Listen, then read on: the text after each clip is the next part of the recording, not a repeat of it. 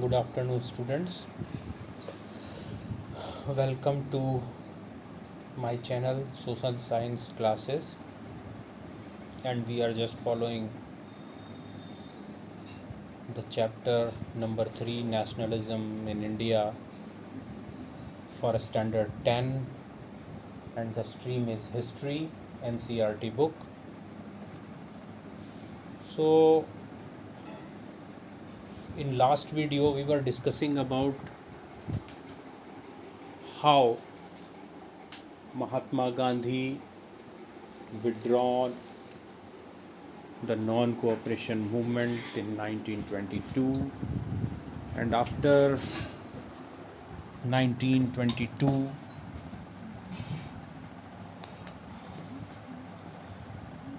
what type of incidents were taken place, and a specific type of political atmosphere had been set up.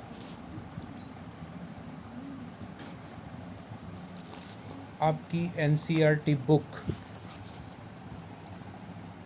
का page number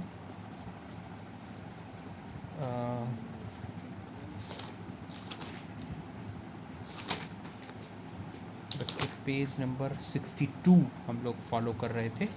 page number 62 उसका last paragraph हमको start करना था, ठीक है। तो इससे पहले हमने पार्ट 8 में पढ़ा था किस तरह से एक साइमन कमीशन एस्टेब्लिश किया गया था और उसको लंदन से भारत में भेजा गया। उसका काम था कि कुछ कॉन्स्टिट्यूशनल रिफॉर्म्स किए जाएं, संवैधानिक परिवर्तन, कुछ सुधार किए जाएं, जिससे कि वो इंडियंस को पैसिफाई कर सकें, थोड़ा बहुत भुलवा सकें, थोड़ा सा उनको खुश कर सकें। लेकिन उसमें सबसे बड़ी बात ये थी कि जो साइमन कमीशन एस्टेब्लिश किया गया था उसमें एक भी इंडियन मेंबर नहीं था। मतलब वो इंडिया के लिए बनाया गया था, इंडिया में रिफॉर्म करने के लिए उसको क्रिएट किया गया था, लेकिन उसमें एक भी इंडियन नहीं था। तो इसलिए इंडियंस जो हैं, स्पेशली जो इंडियन नेशनल कांग्रेस है, वो उसका पूरा तरह से उसका विरोध कर रही थी, उसके खिलाफ प्रोटेस्ट कर रही थी। When the Simon Commission arrived in India in 1928, it was greeted with the slogan "Go back, Simon." और 1928 में जब साइमन कमीशन के मेंबर्स भारत पहुँचे तो उनका स्वागत "गो बैक साइमन" के नाम से हुआ, यानी साइमन वापस जाओ। All parties, including the Congress and the Muslim League, participated in the demonstration.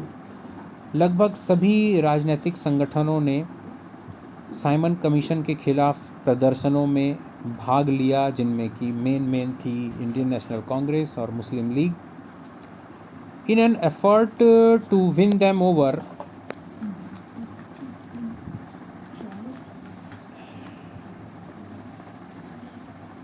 the Viceroy Lord Irwin announced in October 1929 a vague offer of dominion status for India in an unspecified future and a round-table conference to discuss a future constitution. अब ये सारी परिस्थितियाँ हो गई, British authorities के खिलाफ विरोध प्रदर्शन होने लगे, साइमन कमीशन के खिलाफ विरोध प्रदर्शन होने लगे। अंग्रेज अधिकारियों ने देखा कि स्थिति काफ़ी बिगड़ती जा रही है, तो इन सब पर जीत हासिल करने के लिए जो उस समय का वायसरॉय था, वायसरॉय बच्चों उस समय भारत में जो ब्रिटिश रूल था उसका सबसे बड़ा रिप्रेजेंटेटिव माना जाता था, यानी सबसे बड़ा अधिकारी वायसरॉय, जिसको कि ब्रिटिश गवर्नमेंट रिकॉग्नाइज करती थी, अपॉइंट करती थी। तो उस समय जो वायसरॉय था वो लॉर्ड इरविन था। उसने अक्टूबर 1929 में एक धोखे भरा प्रस्ताव दिया, मतलब दिखावा करने का, वास्तविक नहीं, दिखावा करने के लिए, ताकि एक ऐसा प्रपोजल दिया ताकि मामला शांत हो जाए, ठंडा पड़ जाए। एक ऑफ़र दिया फर्जी, मतलब सिर्फ बेवकूफ़ बनाने के लिए, कि वेग offer of dominion status for India in an unspecified future. मतलब हम भारत को एक डोमिनियन स्टेटस दे देंगे, यानी भारत को पर डायरेक्ट ब्रिटिश अथॉरिटीज़ का मतलब वो नहीं रहेगा, रूल नहीं रहेगा, ठीक है। लेकिन अनस्पेसिफाइड फ्यूचर, जिसका कोई भविष्य निर्धारित नहीं है, भविष्य में क्या होगा कैसे होगा उसका कुछ नहीं। हम ठीक है, आपको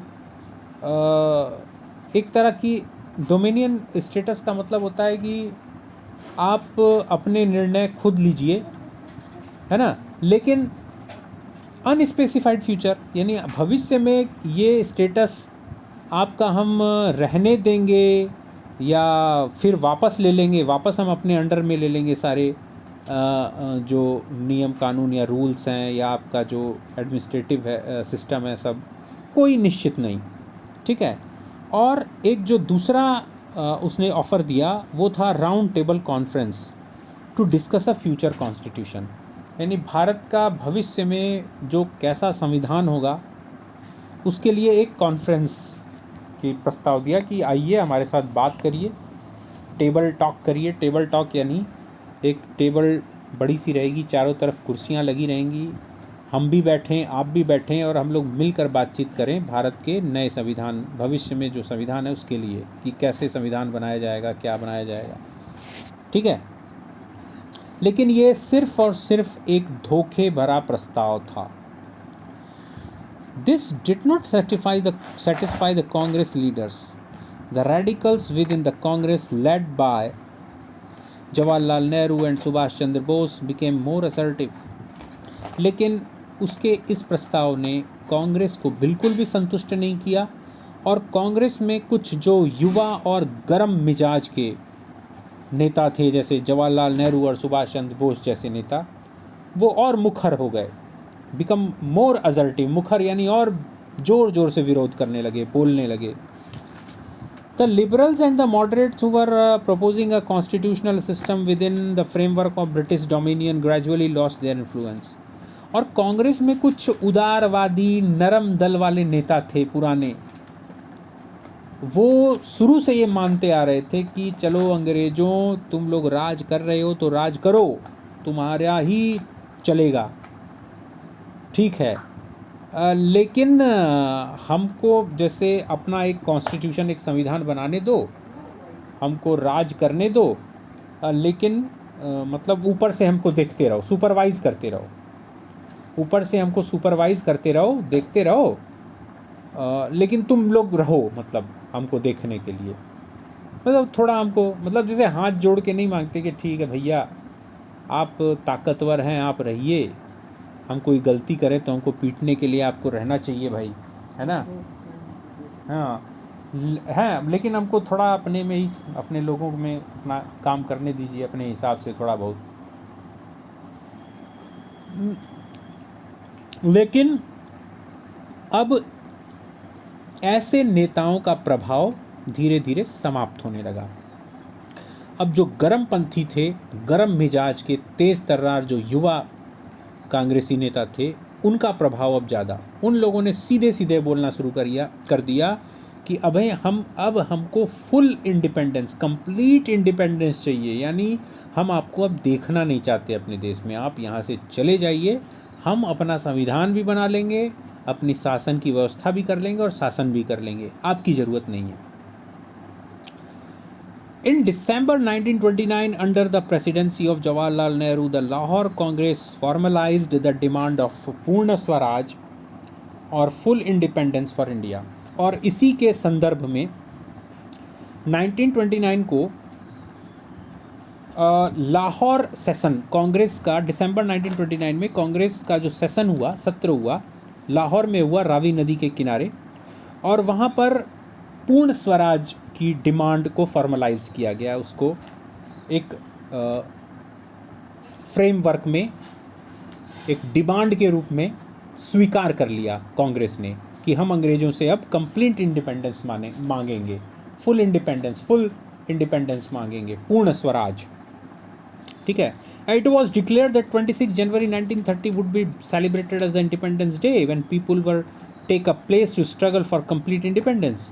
और यहाँ तक निश्चित कर लिया गया कि 26 जनवरी यानी अगले साल, ठीक दिसंबर के बाद जो जनवरी आ रही है, तो 26 जनवरी 1930 को हम अपना पहला फर्स्ट इंडिपेंडेंस डे सेलिब्रेट भी करेंगे। और the people were take a pledge, और जो हमारे देश के लोग हैं वो एक प्रतिज्ञा लेंगे। और प्रतिज्ञा लेंगे क्या? कि हम तब तक संघर्ष करेंगे जब तक कि हम पूर्ण स्वतंत्रता प्राप्त न कर लें। But the celebration attracted very little attention. Celebration हुआ भी, लेकिन इस सेलिब्रेशन के प्रति, इस समारोहों के प्रति जो लोगों का आकर्षण था वो बहुत ज़्यादा नहीं था, बहुत कम आकर्षण था। So Mahatma Gandhi had to find a way to relate this abstract idea of freedom to more concrete issues of everyday life. Mahatma Gandhi इन सारी चीज़ों को बहुत सूक्ष्म दृष्टि से, बहुत महीन दृष्टि से इन सारी चीज़ों को देखते थे, समझते थे।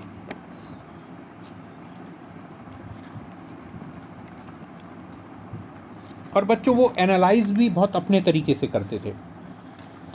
उन्होंने देखा कि यार ये जो फ्रीडम है, फ्रीडम एक एब्स्ट्रैक्ट आइडिया है।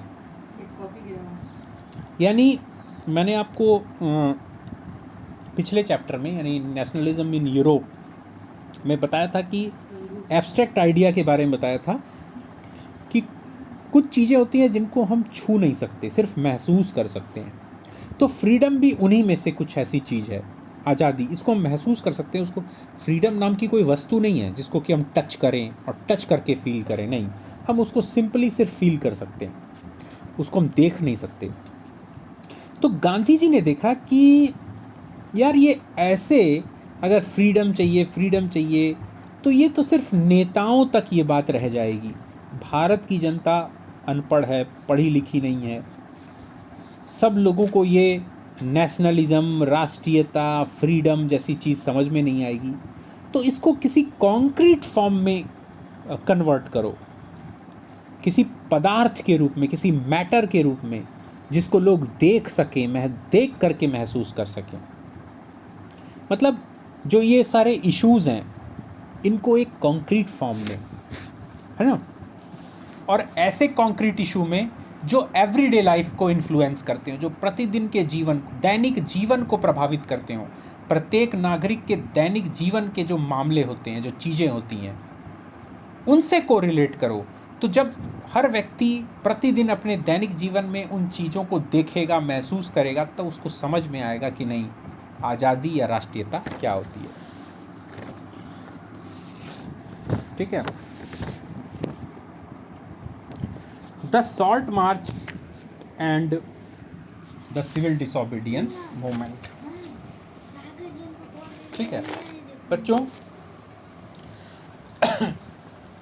अब गांधी जी ने अपने मन में ही एक और बड़े आंदोलन की पृष्ठभूमि तैयार कर ली थी। अब इसकी शुरुआत होनी थी। उसकी शुरुआत, तो ये आंदोलन था सिविल डिसोबीडियंस मूवमेंट, यानी सविनय अवज्ञा आंदोलन। इसका मतलब क्या है? सिविल, सविनय, सविनय का मतलब होता है विनम्रता पूर्वक, बहुत प्यार से, नरमी से, हाथ जोड़कर। डिसोबीडियंस, अवज्ञा, आज्ञा न मानना। ठीक है, मतलब हम हाथ जोड़ते हैं, हम गुस्से से नहीं, हम गाली दे करके नहीं, हम लड़ के झगड़ के नहीं, हम हथियार उठाकर नहीं, हम हाथ जोड़कर आपसे बोलते हैं हम आपकी बात नहीं मानेंगे। ठीक है, दैट इज़ सिविल डिसोबीडियंस। तो इसकी शुरुआत गांधी जी ने कैसे की? सॉल्ट मार्च, ठीक है, नमक यात्रा। अब ये क्या था? Mahatma Gandhi found in salt a powerful symbol that could unite the nation. On 31st January 1930, he sent a letter to Viceroy Irwin stating 11 demands. Some of these were of general interest, others were specific demands of different classes, from industrialists to peasants. The idea was to make the demands wide ranging so that all classes within Indian society could identify with them and everyone could be brought together in a united campaign. देखो, महात्मा गांधी ने देखा, महसूस किया या पाया कि नमक एक ऐसी चीज़ है भारतीय समाज में जो भारत को एक राष्ट्र के तौर पे यूनाइट कर सकती है, एक कर सकती है, एकता के सूत्र में बांध सकती है। तो नमक, बच्चों, नमक हमारे लिए बहुत इम्पॉर्टेंट चीज़ होता है, बहुत। नमक हम लोग डेली यूज़ करते हैं अपने खाने में। आप के घर में बहुत अच्छी अच्छी डिशेस बन जाएं, पनीर की सब्ज़ी बन जाए, किसी की सब्ज़ी बन जाए, कोई भी वेज नॉन वेज जिसमें नमक डाला जाता है, बहुत बढ़िया डिलीशियस चीज़ें बन जाएं। लेकिन अगर उसमें नमक ना डाला जाए, बिल्कुल भी नमक ना डाला जाए, सारे मसाले, प्याज, लहसुन, सारे मसाले महंगे से महंगे हर चीज़ आप डाल दो, लेकिन नमक न डालो, बच्चों, वो किसी काम का नहीं लगेगा। तो नमक इतनी इम्पॉर्टेंट चीज़ है हमारे लिए, सॉल्ट। दूसरा, नमक के ऊपर जो है बहुत सारी कहावतें हैं, मुहावरे हैं, आइडियम और फ्रेजेस हैं, है ना।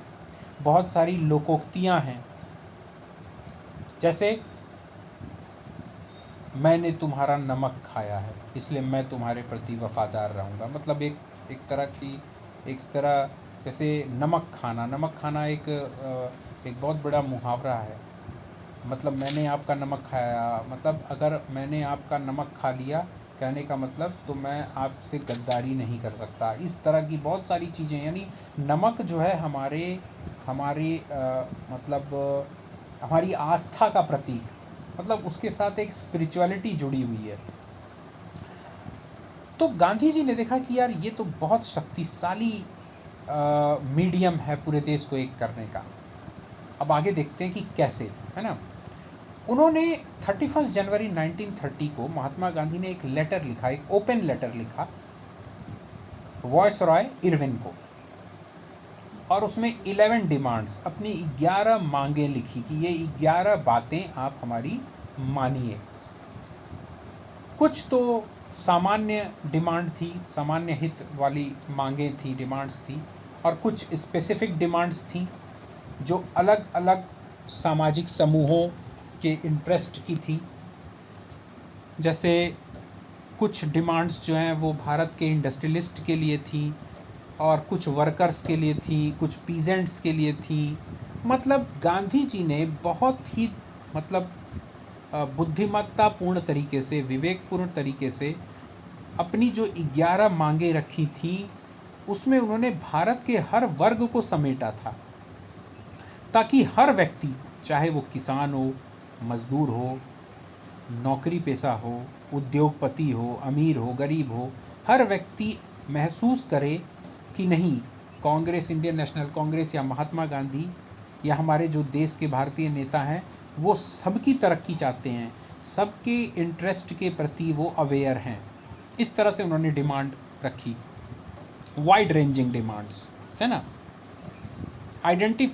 So that within Indian society could identify with them and everyone could be brought together in a united campaign, ताकि सभी लोगों को, समाज के हर वर्ग को, लोगों को इस अभियान में, इस आंदोलन में एक साथ लाया जाए। ठीक है। इसमें the most stirring of all was the demand to abolish the salt tax. Salt was something consumed by the rich and the poor alike, and it was one of the most essential items of food. The tax on salt and the government monopoly over its production, Mahatma Gandhi declared, revealed the most oppressive face of British rule. अब जो सबसे ज़्यादा steering demand थी, दिमाग को घुमा देने वाली, अंग्रेज़ों के दिमाग को घुमा देने वाली डिमांड थी, वो थी एबॉलिशिंग ऑफ सॉल्ट टैक्स। नमक पर जो टैक्स सरकार लेती है उसको हटाना, क्योंकि नमक एक ऐसी चीज़ है जो अमीर भी कंज्यूम करता है, गरीब से गरीब भी कंज्यूम करता है, यूज़ करता है, और ये हमारे भोजन की एक सबसे एसेंशियल आइटम होता है, सबसे ज़रूरी आइटम होता है। ठीक है। उस समय तो अब आप कहेंगे कि सर सॉल्ट टैक्स ये क्या चक्कर है। बच्चों उस समय क्या हुआ था, अंग्रेज़ों ने क्या, नमक तो अंग्रेज़ों के आने से पहले नमक जहाँ पर भी खारे पानी की, सॉल्टी वाटर की जो वाटर बॉडी होती थी, चाहे वो लेक के रूप में हो, चाहे समुद्र के किनारे सी हो, लोग नमक बना लेते थे। कि नमक बनाने में किसी भी तरह का कोई रिस्ट्रिक्शन नहीं था, कोई बैन नहीं था, कोई प्रोहिबिशन नहीं था। लोग नमक बनाते थे और उसको यूज़ करते थे, बेचते थे, ख़रीदते थे, किसी तरह का कोई वो नहीं था, गवर्नमेंट का कोई रोल नहीं था इसमें। अंग्रेज़ों ने क्या किया, अंग्रेज़ों ने भारतीयों को मना कर दिया कि आप अब बनाएंगे नहीं, आप सॉल्ट, आप नमक नहीं बना सकते, नमक जो भी है वो सरकार बनाएगी और सरकार ही मार्केट में बेचेगी। तो नमक जो है सरकार ही बनाती थी, सरकार ही बेचती थी और बहुत ऊंचे दाम में, बहुत महंगा बेचती थी। ठीक है, मतलब गवर्नमेंट की मोनोपोली थी। मोनोपोली यानी एकाधिकार, यानी सिर्फ और सिर्फ सरकार ही नमक बना सकती है और कोई नहीं। तो महात्मा गांधी ने कहा, मतलब लोगों को बताया कि ये सबसे ज़्यादा अत्याचारी चेहरा है अंग्रेज़ों का, कि नमक तक हमको नहीं बनाने दिया जा रहा है। यानी नमक तक पर, नमक जो कि सब बहुत सस्ती और बहुत सबसे ज़रूरी चीज़, जो हमारे भोजन की सबसे इम्पोर्टेंट चीज़ है, उस पर भी इन अंग्रेज़ों ने रोक लगा दी। मतलब एक तरह से जैसे अगर कहा जाए कि सरकार जो है वो कानून बना दे कि बाहर जो है आप खुले मुंह मतलब खुले मुंह नहीं जा सकते, आपको ऑक्सीजन सिलेंडर ख़रीदना पड़ेगा। मतलब आप बाहर निकलेंगे तो आपको ऑक्सीजन सिलेंडर लगा के जाना पड़ेगा। मतलब आप बाहर जो है, बाहर की सांस नहीं ले सकते, बाहर जो हवा है वो सरकारी है। अगर आप बाहर सांस ले रहे हैं तो आपको टैक्स देना पड़ेगा। ये है ना, इस तरह से गांधी जी ने पेश किया कि अरे नमक तो एक सबसे ऐसी हमारे घर की चीज़ है, वो तो हमारे बहुत ज़रूरी चीज़ है, जैसे ऑक्सीजन, जैसे वाटर, और उस पर भी सरकार ने टैक्स लगा दिया। तो ये सबसे शोषण करने वाला चेहरा है अंग्रेज़ों का। इस तरह से पेश किया महात्मा गांधी ने। Mahatma Gandhi's letter was in a way an ultimatum. और वास्तव में महात्मा गांधी जी ने वो इरविन को जो लेटर लिखा था, वो लेटर नहीं था बल्कि एक अल्टीमेटम था, यानी चेतावनी थी। If the demands were not fulfilled by 11th March, the letter stated the Congress would launch a civil disobedience campaign. और लेटर में साफ साफ लिखा था कि हमारी जो मांगे हैं उनको अगर 11 मार्च तक नहीं माना गया तो हम यानी कांग्रेस पूरे देश भर में एक सिविल डिसोबीडियंस कैंपेन चलाएगी, अभियान चलाएगी। ठीक है, Irwin was unwilling to negotiate. Irwin नहीं चाहता था बातचीत करना, निगोशिएट यानी बातचीत। इरविन बिल्कुल भी नहीं बात करना, वो अकड़ू टाइप का था, वो बातचीत नहीं करना चाहता था कांग्रेस या महात्मा गांधी से। So Mahatma Gandhi started his famous salt march accompanied by 78 of his trusted volunteers. और प्रसिद्ध जो नमक जो मार्च है, जिसमें गांधी जी ने अपने 78 विश्वास पात्र सहयोगियों को अपने साथ लिया, स्वयं सेवकों को, और उन्होंने यात्रा शुरू की। कहाँ से कहाँ तक? The march was over 240 miles from Gandhi ji's ashram in Sabarmati to Gujarati coastal town of Dandi, है ना। ये जो है अहमदाबाद के पास गांधी जी का जो आश्रम है, साबरमती आश्रम से लेकर के गुजरात के समुद्री तट का एक छोटा सा टाउन, शहर, जिसका नाम है डांडी, लगभग 240 माइल्स की दूरी। The volunteers walk for 24 days about 10 miles a day। और जो स्वयं सेवक थे वो लगभग 24 दिनों तक चले, लगभग 10 मील वो रोज़ चलते थे। Thousands came to hear Mahatma Gandhi wherever he stopped, and he told them what he meant by Swaraj and urged them to peacefully defy the British। है ना, महात्मा गांधी जहाँ रुकते थे वहाँ हजारों की भीड़ इकट्ठा हो जाती थी। गांधी जी उनको बताते थे स्वराज का मतलब क्या होता है और किस तरह से आपको अंग्रेज़ों को पीसफुली, बहुत शांतिपूर्ण तरीके से आपको अंग्रेज़ों को डिनाई करना है, डिसओबे करना है, मना करना है, शांतिपूर्ण, बहुत पीसफुली, है ना। आपको अंग्रेज़ों से लड़ना नहीं है, लाठी नहीं चलानी, तलवार नहीं चलानी, गोली नहीं चलानी। अंग्रेज़ अगर आपको कोई काम बोलते हैं, कुछ भी करते हैं, आप चाहे उनको टैक्स देना हो, कुछ भी करना हो, आप उनको हाथ जोड़कर मना करिए। On 6th April, he reached Dandi and ceremonially violated the law, manufacturing salt by boiling sea water. 6 अप्रैल को वो डांडी पहुँचे, समुद्र के किनारे पहुँचे और पूरा समारोह पूर्वक, मतलब खूब ढेर सारी भीड़ को इकट्ठा करके लोगों के सामने बाकायदा उन्होंने मतलब समुद्र का पानी लिया, उसको गर्म किया, गर्म करके इवोपरेट किया और नमक बनाया, अपने हाथ से नमक बनाया। मतलब उन्होंने एक तरह से सरकार को दिखाया कि देखो मैं तुम्हारे इस कानून को वायलेट कर रहा हूँ, तुम्हारे इस कानून को तोड़ रहा हूँ। जो कानून तुमने बनाया ना कि नमक इंडिविजुअल कोई नहीं बना सकता, नमक और गवर्नमेंट बनाएगी, ये देखो मैं नमक बना के दिखा रहा हूँ अपने से, ठीक है। This mark the beginning of the civil disobedience movement, और यहीं से सिविल डिसोबीडियंस मूवमेंट की शुरुआत हुई। How was this movement different from the non cooperation movement? ये नॉन कॉपरेशन मूवमेंट से कैसे डिफरेंट था, अलग था, भिन्न था? People were now asked not only to refuse cooperation with the British as they had done in 1921-22, but also to break colonial laws, ठीक है। मतलब लोगों से कहा गया कि अब आप न सिर्फ अंग्रेज़ों को असहयोग करो, मतलब उनको बिल्कुल भी कॉपरेट ना करो, जैसा कि आपने 1921-22 में किया था नॉन कॉपरेशन मूवमेंट में, बट ऑल्सो बल्कि आप जो इन लोगों ने कानून बनाए हैं, इस अंग्रेजी सरकार ने जो कानून बनाए हैं, उन कानूनों को भी तोड़ो, ठीक है। बच्चों आज के लिए बस इतना, है ना। फिर नेक्स्ट वीडियो में मैं आपको बाकी चीज़ एक्सप्लेन करूँगा, ठीक है। ओके, तब तक के लिए बाय।